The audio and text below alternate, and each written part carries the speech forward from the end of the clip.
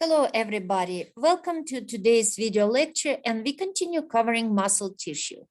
So I already recorded two videos where I covered anatomy of muscle tissue and also sliding filament theory, right? Or 4 phases of muscle contraction. So today we will cover the last part of this PowerPoint. We will talk about energy for contraction and force of muscle contraction. All right, so let's go ahead and begin. So for your muscles to contract, your muscles need calcium and ATP. Now, ATP is critical for cross-bridge cycle, also for active transport of calcium. And I'm gonna show you previous slides over here where you can see that for myosin to attach to actin and pull this actin towards the middle of sarcomere, so sarcomere can shorten, we need ATP. So you see over here, we need ATPs, and myosin gonna split this ATP into ADP, right? We will reattach ATP, and this cycle will continue.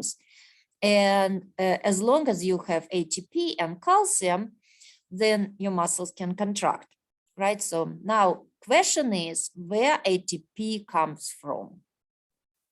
So ATP can be regenerated by direct phosphorylation of ADP by creatine phosphate, anaerobic pathway or glycolysis, and aerobic respiration. And we will discuss these processes in detail. So you will see, oh, not in, we will discuss these processes, not too much in details, but you will have an idea of what those processes mean. So if you look over here for short duration exercise, for the first 6 seconds, you will use ATP that is stored in your muscles already, right? Then another 10 seconds, ATP is formed from creatine phosphate and ADP. So that will be our direct phosphorylation. And phosphorylation means you adding phosphate group to some molecule, right? In this example, you're gonna add phosphate group to ADP to make ATP, right? So direct phosphorylation another 10 seconds. Then 30 to 40 seconds to the end of exercise. And again, it's a short duration exercise.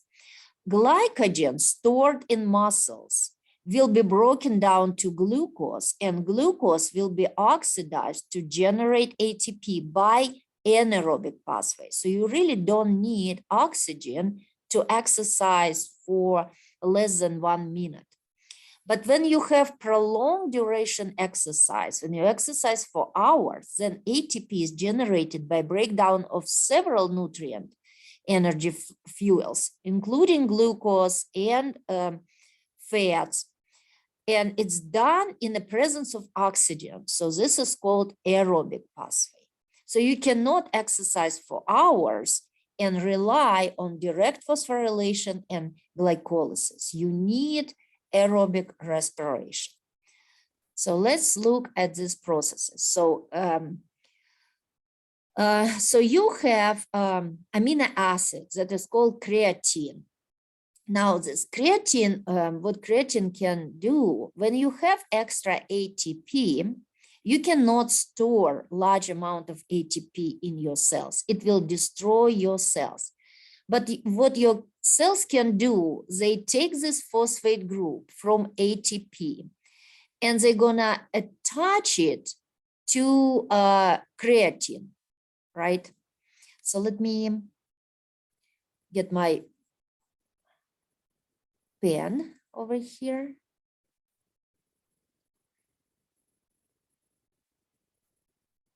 Right, so your cells can take a phosphate group and they can attach it to creatine, and then creatine became creatine phosphate, right? So you attach phosphate group, so it's a creatine phosphate. And then inside your cell, you have enzyme, creatine kinase. And when you need ATP, this creatine kinase can remove phosphate group, right, from creatine phosphate and attach it back to ADP, making ATP and creatine, right? So again, now you have this creatine, right? When you have excess amount of ATP, again, you can take this phosphate group attached to creatine and store it in creatine phosphate, right? So that's direct phosphorylation. So, so that's what it says. Creatine phosphate stores energy in phosphate bonds. In resting muscles, excess ATP transfer energy to creatine, and it transfer energy by donating this phosphate group to creatine. And then creatine kinase break it down and make ATP when you need it, right? So that's about 15 seconds worth of energy, right? So that's our one way to synthesize ATP.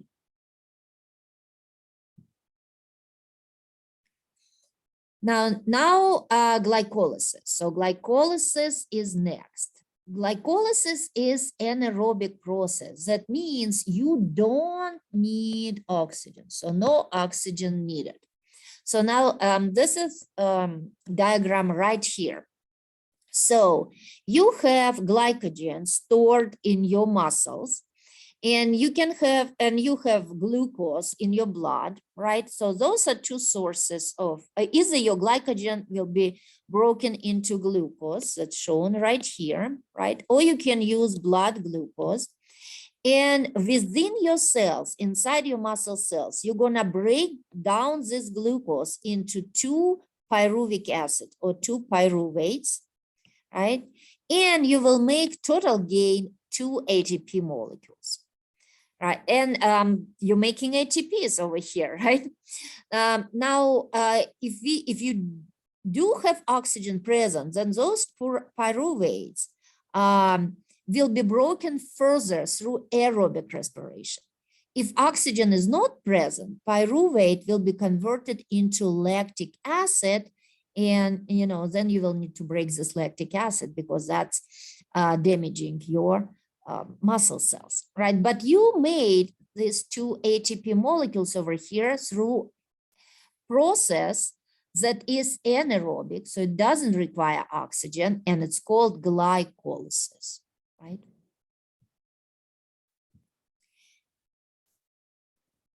Okay, sorry, it's on the same page. And then we have aerobic respiration. Now, aerobic respiration happens when oxygen is present, so it's right there. And now it happens inside mitochondria. So direct phosphorylation and anaerobic glycolysis happen inside cytoplasm or sarcoplasm of a muscle cell. Now, cellular respiration happens inside mitochondria. So what you can use your blood glucose. You can use this pyruvic acid. Well, where this pyruvic acid came from? This is from glycolysis, right? So here's that pyruvic acid. Or you can use fatty acid. And sometimes you can even use protein. That is actually not a normal process your cells would do. But you can use glucose, pyruvic acid, fatty acid in the presence of oxygen. In the mitochondria, you go through the chain of chemical reactions, through the whole metabolic pathway to generate lots of ATP. So you can generate, I think, like in the average 36 ATP molecules, even sometimes 38, but 36 is average from 1 molecule of glucose. So 95% of ATP required for resting and moderately active muscles come from aerobic respiration. Okay, so muscle strength. The number of muscle cells that you have, they are genetically determined. muscle cells do not divide. So you are born with, the limited amount of muscle cells, and some people might have more, some people might have less. That's why it's genetically determined. However, you can increase your muscle mass of your muscles. So your muscles can get bigger. But let's say if you have muscle cell, right, you cannot go through process of the cell division. The cell cannot divide, but what happens, the cell just can go through hypertrophy. So it can become larger. And this is how you increase your muscle mass, right? So, and your muscle cells became larger because they synthesize more proteins, more myofibrils inside a cell. And more myofibrils, we have more sarcomeres, more myofibrils, more sarcomeres, the stronger is contraction of the muscles. And muscle mass and it can increases as a result of hormones or some stress, so you can exercise and increase muscle mass. And with age, you're actually gonna lose your muscle mass, and as a result, muscle strength. So this is muscle of a person age 25, and here's age 63. So you can see that you have increased amount of fat and decrease amount of muscles over here.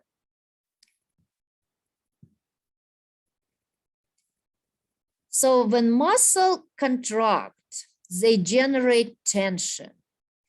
And so force tension, muscle tension is a force generated by contraction. So muscles contract and they generate tension. And the higher this tension is, the stronger your muscles are, so you can lift a heavier load, right? So for this guy to lift this weight, he needs to generate lots of muscle tension by contraction of his muscles. Now we have two types of muscle contraction. We have isotonic and isometric.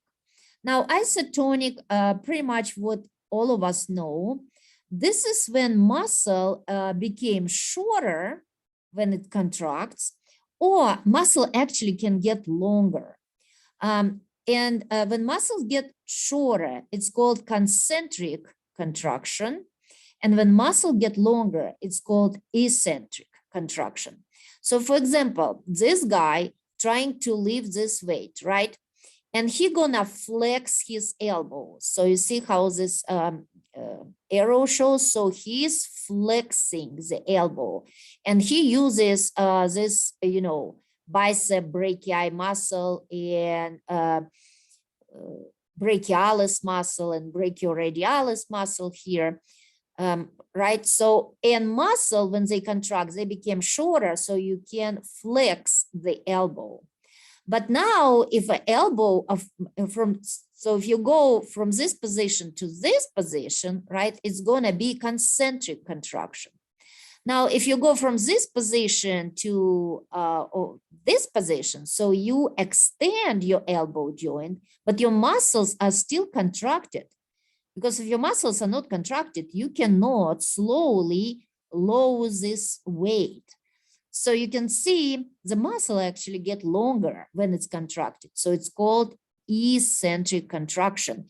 And if this guy just gonna hold this load or this weight and without changing the angle, right, then muscle is not getting shorter or longer, and it's called isometric contraction. So muscle produce tension without changing angle. So we do not change the length of the muscle over here. That makes sense? So, so again, we have two types of contraction. We have isotonic and isometric. Isometric, when muscles are contracted, but the length of muscle is not changing. And isotonic, muscle contracts and muscle either shortens or lengthens. And if it shortens, it's called concentric. And if it gets longer, it's called eccentric.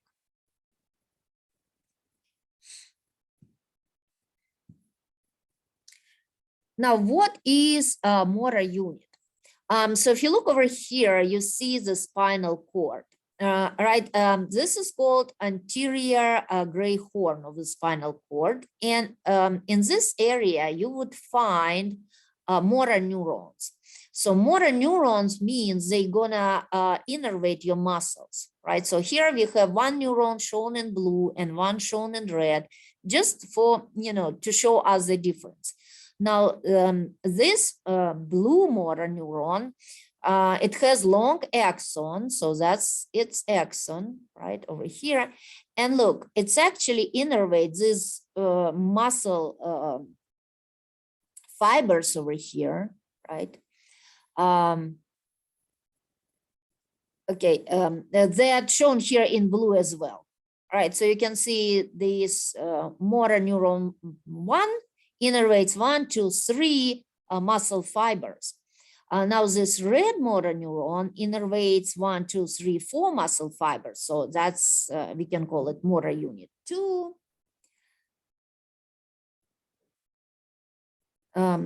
Just a second.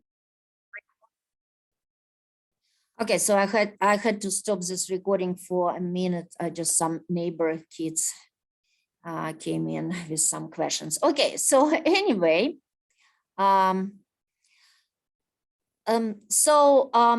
have motor neuron 1, and all the muscle fibers that are innervated by this neuron, and motor neuron 2, and all the muscle fibers that innervated by that neuron. And this is called motor units. So motor units are a group of muscle fibers. Muscle fibers are muscle cells innervated by a single motor neuron. Now, how big is the size of that motor unit will depend on the nature of muscle. Right? If we can have small motor units when a single motor neuron supplies a small number of muscle fibers. And this is for fine motor control, like muscles of your fingers or your eye muscles. And we can have large motor units when single motor neuron supplies large number of muscle fibers. And this is for gross movement. For example, your erector spinae muscle or muscle of your thigh and legs, right? But that's a motor unit. So motor units are motor neuron and all muscle fibers that it supplies. Okay, now, what affects the force of muscle contraction, right?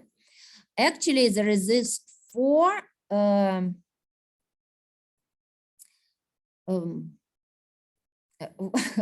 so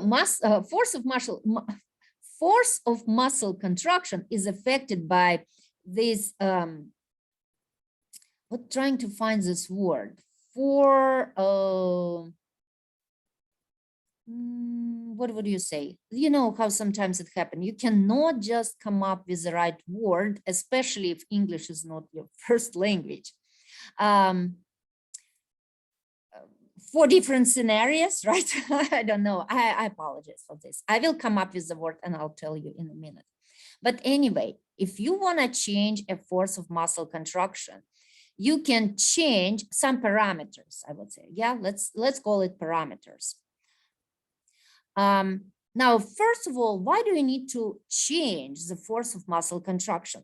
So if you look at people over here, right? So look what they are lifting. They're lifting some heavy weight, right? So, so now they're lifting this heavy weight and I'm lifting my pencil.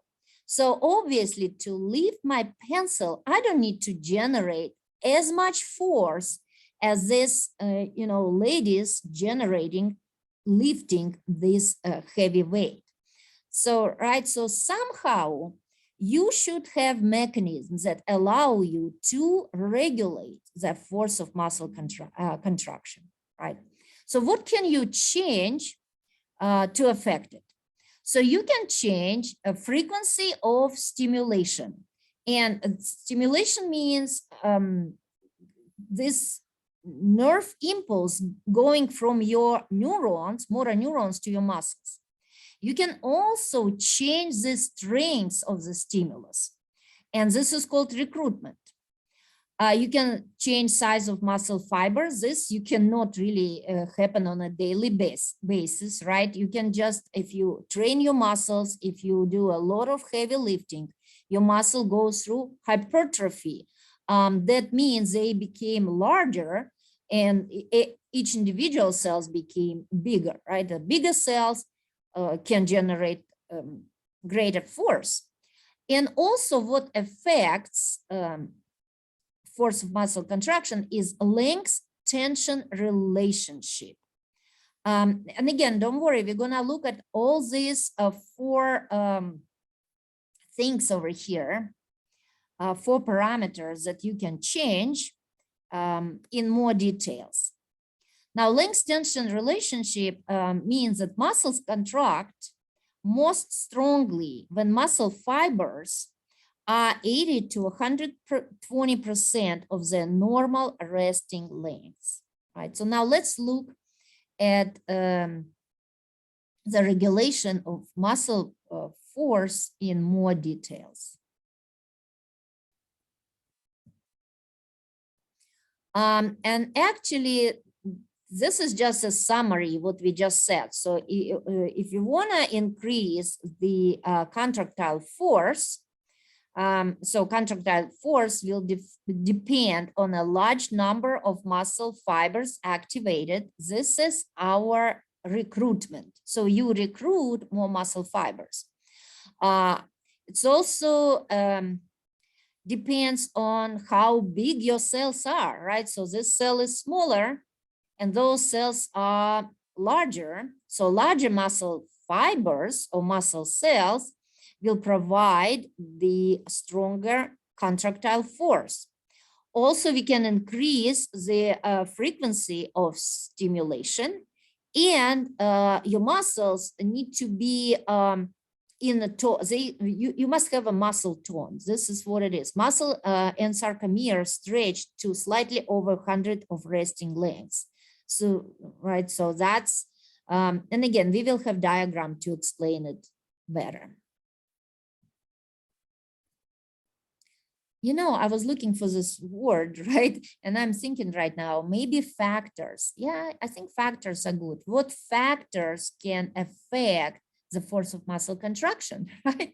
You see, as I said, you know, sometimes when you learn second language, you kind of lost a little bit, and you always feel like, oh my goodness, I wish I could just use my native language because I can explain myself so much better, right? But I love English, don't take me wrong, so I'm doing my best.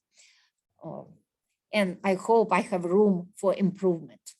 So just be with me over here. So I promise I can make it better every time I record new video. Okay, so where we at? We actually talking about force of muscle contraction. So let's see how change in frequency of stimulation affect the force. So remember, we need tension. The greater the tension, right, the heavier load we can lift. So for example, if you have a single stimulus, right, so that's a single stimulus coming from your neurons that activates and excites your muscle cell. Your muscle cells will contract, and when it's contract, remember, it generates tension, and then it will relax. So single stimulus produce single contraction, and it's called twitch. And twitch lasts from a few to 100 milliseconds. So you can see it's like really very short contraction. And we can measure tension with myogram. So over here, there is some number that we don't have on this graph, but it's not that important, right? We just know that when we stimulate your muscles, they contract, contraction produce tension, and then they relax, and this happens really quickly. So if your muscles twitching all the time, so they contract, relax, you cannot do anything. You cannot move your legs, your arms, your tongue. You can move any object. You cannot move your pencil or, your chair in your living room. So obviously one stimulus is not enough. So let's increase the frequency of stimulation. Let's see what happens. Oh, by the way, before we do it, we're just looking at the same one single stimulus, and similar graph, it just put in different colors. So we know different parts of one muscle contraction. So we have a latent period, we have contraction phase and relaxation phase. And latent period, when we have action potential propagates through sarcolemma. So when we have these nerve impulses moving along a cell membrane, muscle in a latent period, then calcium binds to troponin, we form cross bridges. And if you want to know more about this process, watch my previous video. But muscle contract, and then contraction stops, and muscle fibers return to rest, relaxation phase. So that's simple, straightforward, and I think very, very understandable. Now, this is what happens if we increase frequency of stimulation. So here's our first stimulus, and muscle, contracts. It produces some tension, and muscles start relaxation. But before muscle relaxes completely, you're going to apply a second stimulus. So muscle did not relax completely, it's stimulated again, so it contracts again. And look, now we create more tension. So we have stronger contraction and more tension. Now this, now muscle cell goes to relaxation again, and you apply another stimulus before it completely relaxes. So you have a new contraction and even more tension. Right, so your tension increases, so the force of muscle contraction increases, right? So fiber stimulated by previous twitch is still occurring, right? So twitch is still occurring, so we don't have complete relaxation. Excitation, contraction, coupling effects are added together. And then the second stimulus just causes more calcium to be released, right? Now, this is called incomplete tetanus, right? So when we have these wavy lines, but we increase tension, it's called incomplete tetanus. Now, let's see what happens if we increase the frequency even more. Now, if we continue the stimulus, right? We have more calcium in a sarcoplasm, and calcium allows all sarcomeres to form cross bridges, and we can reach what is called complete tetanus. So muscle contract and it stay contracted before it's relaxed. Now you have time to do something. All right, so that's time you need to move your arm, to move your leg, to move your pencil. Now, actually, your muscles always function at complete tetanus when they do their work, right? During normal activities, your muscles always reach this complete tetanus. And this happened, why? Because we increase the frequency of stimulation. So I'm gonna just go back over here and return to the slide. So the force of contraction is affected by change in the frequency of stimulation. So when we have high frequency of stimulation, we're gonna reach complete or fused tetanus. And muscles stay contracted long enough for them to do whatever work they need to do. Either move your bones, right? Or you need, again, you're moving your bones, you can move, lift some load, like you can lift a chair or a glass of juice, right? So another factor that affects force of muscle contraction is changing the strength of the stimulus. Now, how does this work? So, for example, we have this first stimulus, but it's so weak that it's so weak that, well, voltage inside your cell does not reach threshold. Right, then it's muscle is not gonna contract. So with stimulus 1, 2, muscles are not gonna contract. So it's right here. So there is no contraction. Stimulus 3 is called threshold stimulus. So it's strong enough when we can see the first observable muscle contraction. Right, so and now you can see stimulus 4, 5, they're all stronger stimuli. And look what happened with your muscle. So that's your entire muscle. Now, those circles inside represent motor units. Remember, we just talked about motor units. So when you have this threshold stimulus, and it's just example, they give you within this muscle, only 2 motor units are activated. All other muscle fibers are relaxed. Only 2 units are contracted. So here's your tension right there. Very small tension. So force of contraction are very weak. Now, when you have stimulus stronger, look, you activate more and more motor units. So over here you have 1, 2, 3, 4, 5. 5 motor units, right? Right there. So your tension increases. This stronger stimulus 5, you have 1, 2, 3, 4, 5, 6, 7, 8, 9, 10 motor units, and here's your tension. And you you're recruiting more and more motor units, right, to do work for you. So if I need to lift, for example, if I need to lift a very heavy box, right, I want to recruit all my motor units in my bicep brachii, right, so I can produce the maximum tension. And if I need to lift a pencil, maybe I'm going to recruit only 5 motor units in my muscles because I don't need that much tension. So that's called recruitment.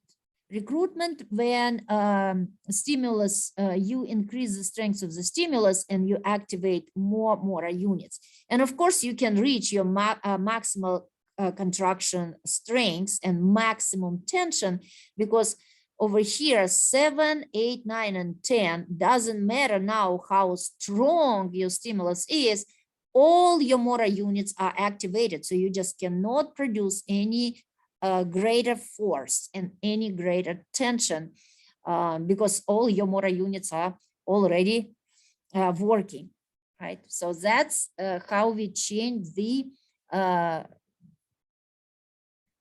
strength of a stimulus.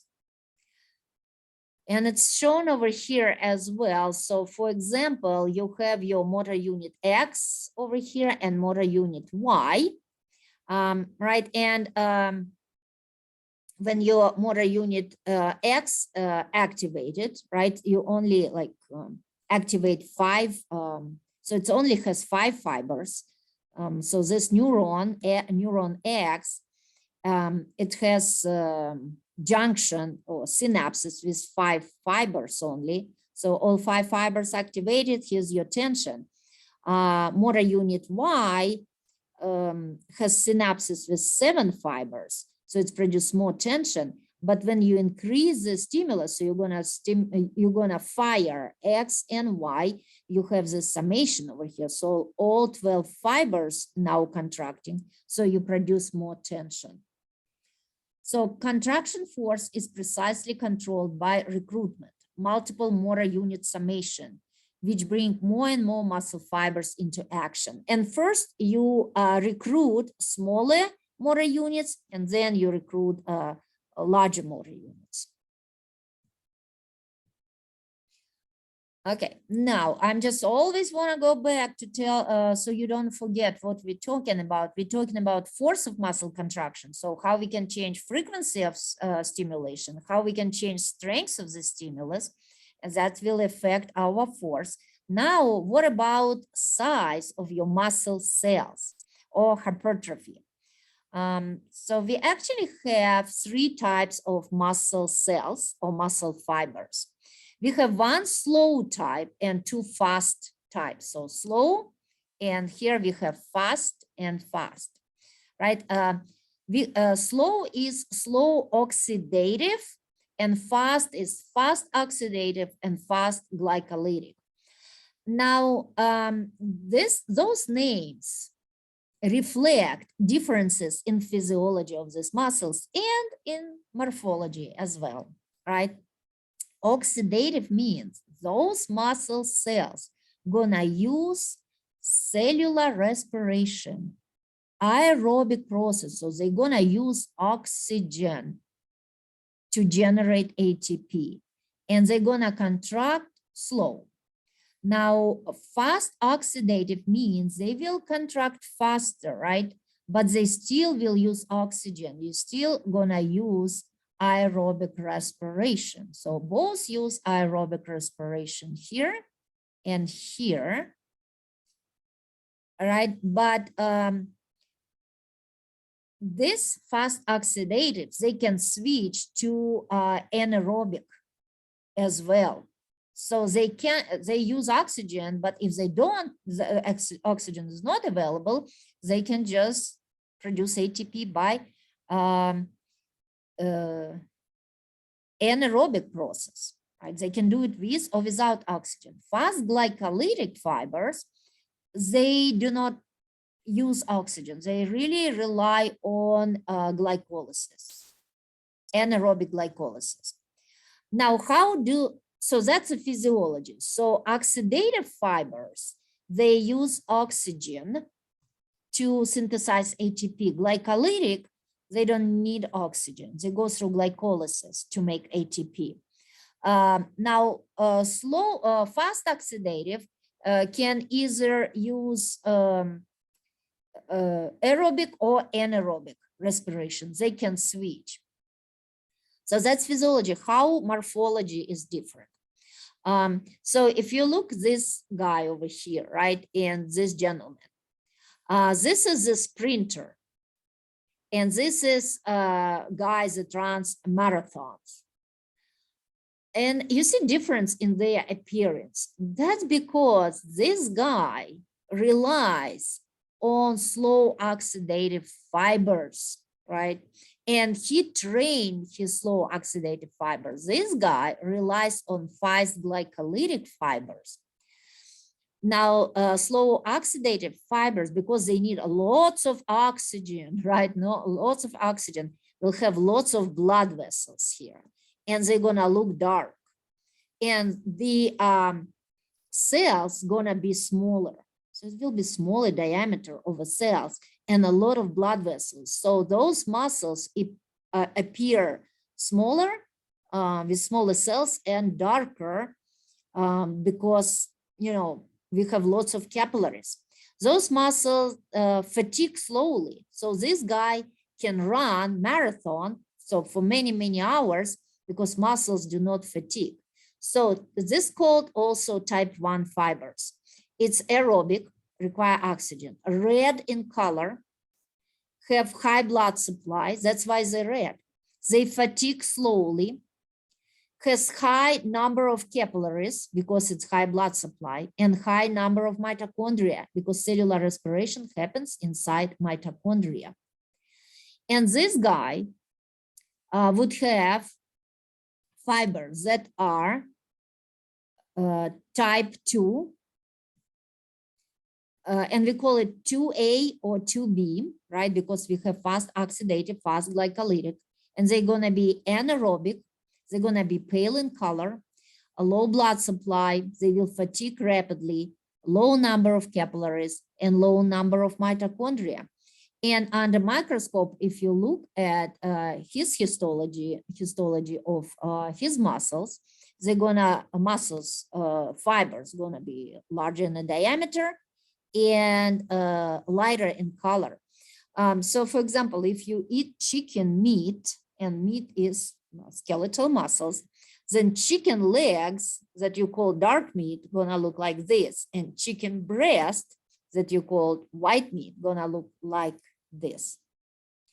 Right, so we have different types of fibers, and now if you have predominantly fast glycolytic fibers, you can generate more force because your cells are bigger, right? Bigger cells generate a larger force, right? So this is a bigger cell, this is the muscle, this is a smaller muscle. This muscle can generate more force, but for shorter period of time because they fatigue quickly. And those muscles can generate less force, less tension, but for longer period of time. That makes sense?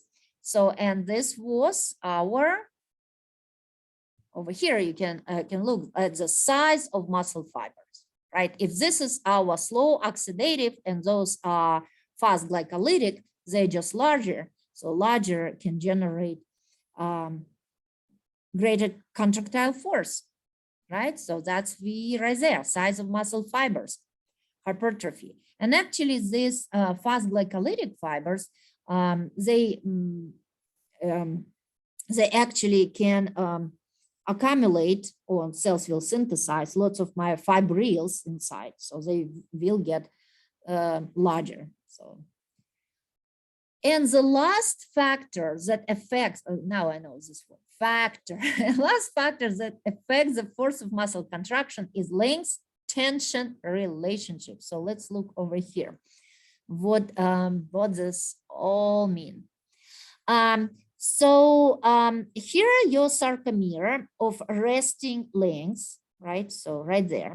So you have myosin inside and you have actin over here shown in green. So myosin and actin, and you see actin and myosin, some of it overlap, right? Now look over here, we have complete overlap in this area, right? So the sarcomere is actually short, and over here we don't have any overlapping part. So sarcomere is very long. And it happens that your muscles contract the best. Oops. I'm sorry, good, I have this vanishing pen.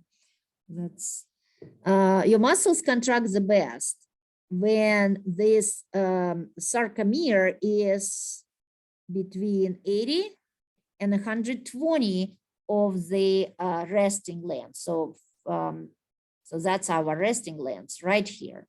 So when it's, you can see it's better when it's 120. So it goes this way, it's better, but it's fine when it's 80%. But when you go below 80, your tension drastically drops, right? So the muscle contracts the best when sarcomere is, between 80 and 120 of resting length, right? That's what it says over here. When we have longer sarcomere, then thick and thin filaments do not overlap. Look, this myosin need to grab on the actin and it can't because they do not overlap. When we have shorter, it means that zone of overlap is reduced and thin filaments can't go anywhere. So look, this green thin filaments, actin, there is no way to make the sarcomere any shorter than it's already is, right? So we cannot contract sarcomeres and we cannot contract muscles. Okay, so that was the last factor that we're discussing here that affects the force of muscle contraction. And again, I just want to remind you that you need to regulate force of muscle contraction because sometimes you need to lift something heavy and sometimes you're lifting something very, very light. Sometimes you just lifting your, moving your tongue. So you're not even lifting anything, but you do, produce some work with your muscles. Okay, so what is muscle tone? Muscles are actually always contracted at a small degree. So few motor units are activated at any given time, and this is what we call muscle tone. And this prevents fatigue. And there is some disbalances or homeostatic disbalance, you would call it, hypotonia and hypertonia. Now, hypotonia when muscles are flaccid. So we have low muscle tone and it causes functional impairments. So over here in this poor child, you can see hypotonia. So muscles are very flaccid, right? No muscle tone. And hypertonia is muscle rigidity when we have excessive reflex responses and muscles are over contracted, right? So shown over here, hypertonia. So, but it's important to have a normal muscle tone. So some muscle units or motor units need to be partially contracted all the time. Muscle spasm. Muscle spasm is defined as involuntary muscle contraction. Now, painful muscle spasm refer as a muscle cramp. You know, you can have muscle twitch and you have muscle spasm, and here's the differences. So muscle twitch is a short duration, muscle spasm is a long contraction. So twitch is short and mild, spasm is long and persistent, and twitch relatively or no pain and greater pain compared to a twitch. And again, painful spasm is called muscle cramp. This is how we're referring to it. Now, why we go through muscle spasm or muscle cramp is not completely understood yet, right? We do have, however, have some new evidence that explain it. And this picture is supposed to give us some understanding, but really, I just briefly gonna mention there is this part of the muscle called muscle spindle, and this muscle spindle, those are, you know, also muscle cells, but then they kind of, it's like a volume control. So it's not, it doesn't control volume, it controls how stretched or contracted your entire muscle is. And when we have disbalance between activation of muscle spindle and entire muscle, then we can go to muscle spasm. But again, we're not going to worry about it, because that's something that we need to discuss in detail to have some understanding. But why people have muscle spasm? It can be because of muscle fatigue, muscle damage, family history, and even like pickle juice can affect the delicate balance between excitatory and inhibitory stimulus of your muscle and muscle spindles. But anyway, muscle spasm, just to review, is involuntary muscular contraction. Okay, so importance of exercises to keep your muscle healthy. So you have endurance exercises that predominantly target your slow fibers, little force but numerous repetition. So training makes fibers more efficient. We have more mitochondria produced.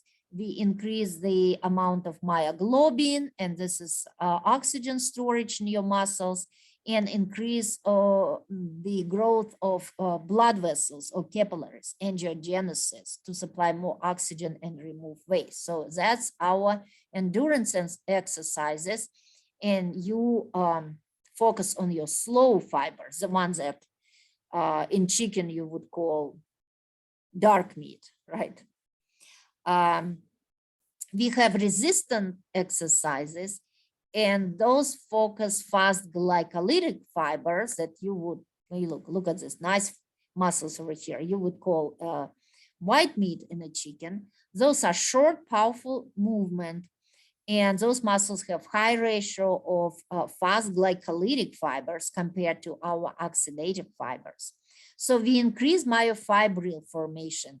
Just want to remind you that if this is muscle cell, right, inside you will have proteins we call myofibrils. So if you don't remember what myofibrils are, you need to watch the first video on this chapter.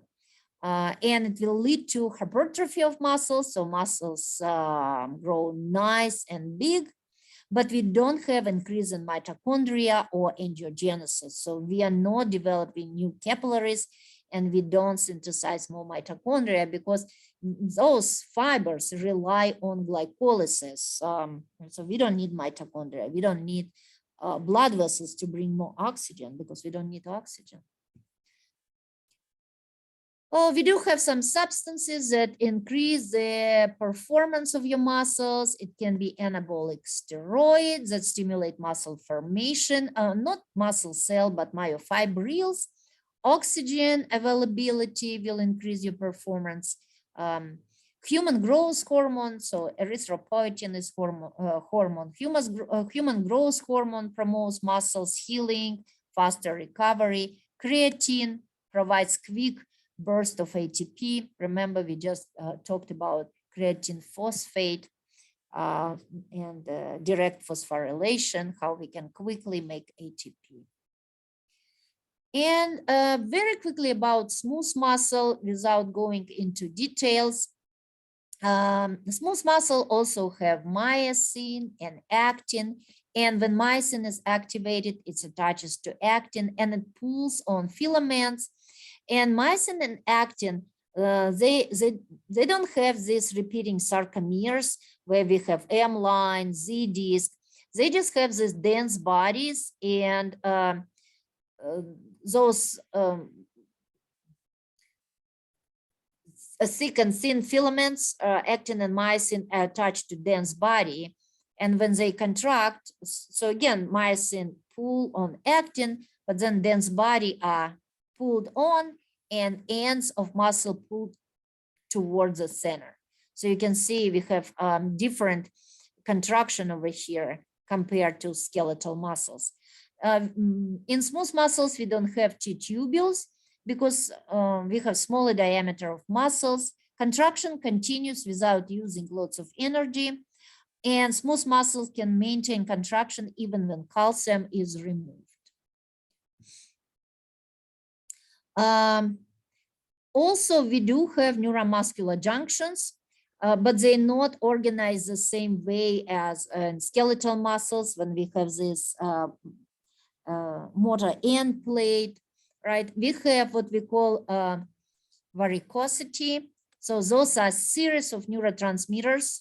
So you can see this is autonomic motor neurons. So autonomic means you cannot regulate contraction of smooth muscle. Your autonomic nervous system gonna do it for you. But this is autonomic motor neuron, and we have this varicosity, and inside we will have neurotransmitters. And also in smooth muscle, you have pace setter cells. Those are cells that gonna contract spontaneously, and they will trigger contraction of smooth muscles. So smooth muscles can continue contraction even without innervation from nervous system, right? Okay, so I think that this is our last slide. So finally, we're done with this chapter. So I recorded 3 videos to cover our muscle tissue. And I hope you guys watched all 3 of them. And thank you for doing it. And I hope it was helpful.